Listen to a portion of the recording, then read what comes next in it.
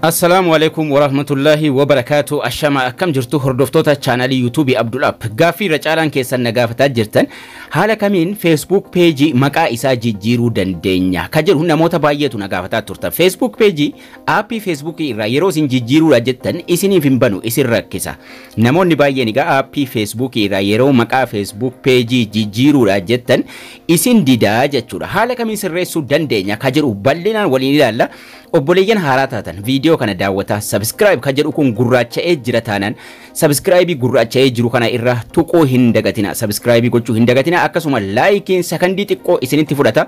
Laayikii gochuudhaan eegalaa isiniin jecha haala kamiin maqaa Facebookii aappii Facebookii irraa salphaatti jijjiiruu dandeenya ka isinii banuu dides salphaatti waliin ilaallaa jechuudha. Aappiidhuma Facebookii kana irraa jijjiiruuf waa tokko gochuu qabdu dirqama.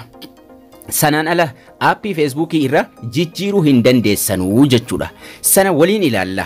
Haga dhumaatti video kana hordofaa. Sanaan ala jijjiiruun isin rakkisa waan ta'eef jechuudha. Profaayilii irra tuquudhaan jalqaba inni nuti gochuu qabnu Facebookii irra gara peejiitti isa fuuldura irra jiru irra tuquudhaan gara peejiitti deebisuu qabna. Amma Facebookii irra jira peejiittan deebisa asirra tuquudhaan. Ergan gara peejiitti deebisee kahee yeroo isin seetingii irra dhaqxanii maqaa jijjiiruuf jettan himbanu sababa inni himbanneefis waliin ilaallaa jechuudha. Salphaatti asumarraa jijjiirra. Amma garuu dhibbaaf dhibbatti dibana. Profaayilii irra tuquudhaan gara gajjallaatii seetingii irra deemna. Amma peejii irra jira. Gara gajjallaatii seetingii irra deemna yookaan immoo mallattoodhuma seetingii achi irra jiru tuqnaa jechuudha. Facebook irra seennee profaayilii irra tuquudhaan bakka profaayilii kana irra erga tuqnee booda seetingiin jala jira. Gara gajjallaarraa seetingin privacy keessa seenuu dandeenya. Yookaan gubbaadhaan mallattoo seetingii san tuquun gara fuula duraa adeemna. Mallattoo seetingii yeroo tuqnee gara fuula duraa adeemnu gubbaa irratti page nuun jechuu qaba. Maaliif jalqaba jijjiirranneerra page jechuu qaba jechuudha.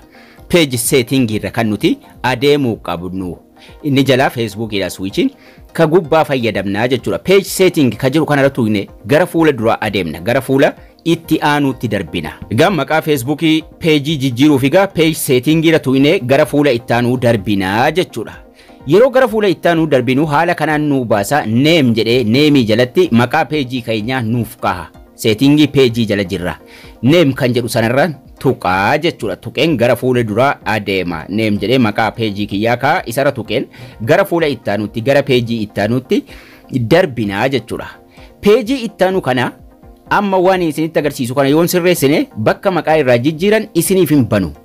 Kanaafuu amma naaf banee jira maqaan irraa jijjiiraa jechuudha. Maqaan China Moljoaz barka jedhu sun gubbaa jira.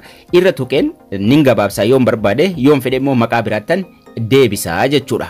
Waan gubbaa jiru sana yoon fedhe maqaa biraattan deebisaa yoon fedhe achumarrattan gabaabsaa achumarratti irraa haa gabaabsu.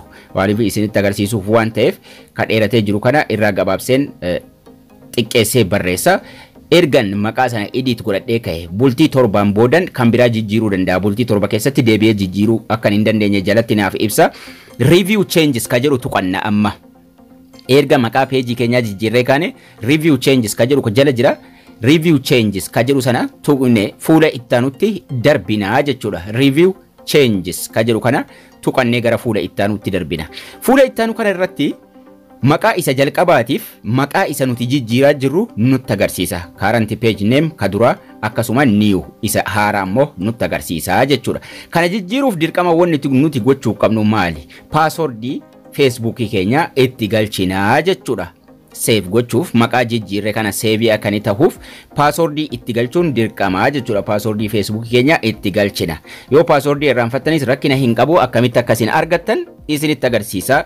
Video isaas dalagamee jira. Passwordii ergatti barreeffannee kaane passwordii Facebook keenya sirri ka ergatti barreeffannee kaane save changes ka jedhu jala jira. Save changes goonaa jechuudha. Inni oldiin gubbaa jira maqaan inni haaraan jalatti nuuf kaa'ee nutti agarsiisaa jira. Passwordii katabannee jira. Save changes ka jedhu tuquudhaan fuula itti aanutti darbinaa jechuudha. Maqaa keenya isa haaraatti darbeef dabarfannaa jechuudha. Bakki maqaa irraa jijjiiruun kun isiniif banamuudhaaf amma wanti isinitti agarsiisu kun baay'ee barbaachisaadha. Maqaan amma jijjiiramee jira already. Maqaan ka duraarra haaraatti naaf deebi'ee jira. Maqaa jijjiiradhee jira. Haga bultii torbaatti maqaa biraatti deebisuu hin danda'u jechuudha. yeroo tokko yeroo jijjiirree bultii torbaan booda kan nuti itti deebisuu dandeenyu. Facebook yeroo tokko updateidhaaf ni tura yookaan duubatti deebinee ilaalla yookaan immoo keessaa baanee Facebook itti deebina akka inni maqaa sana haaromsuuf jechuudha. Maaliif achirratti akka istaakni taa'ee hin taaneef profaayiliirra yeroo tuynu maqaan keenya ka amma jijjiirratti nuuf deebi'ee jira. Seetingii irra haa deemnu. Seetingii irra deebinee egaa page seetingii kanarra yeroo deemtan bakki maqaa irraa jijjiiran isiniif banamuudhaaf aappii takka kan isin dirqama gadi buufachuu qabdantu jira. Yoo bakki maqaa irraa jijjiiran isiniif banamuu didee jechuudha. Maqaa keessa jijjiiruudhaaf maqaa peejii jijjiiruudhaaf aappii tokko gadi buufachuu qabdu. Play Store irra seentanii Play Store irra Facebook page jechuudhaan sarchii godhattu. Yookaan immoo Meta Business Suite jettanii yoo sarchii godhatan rakkina hin qabu.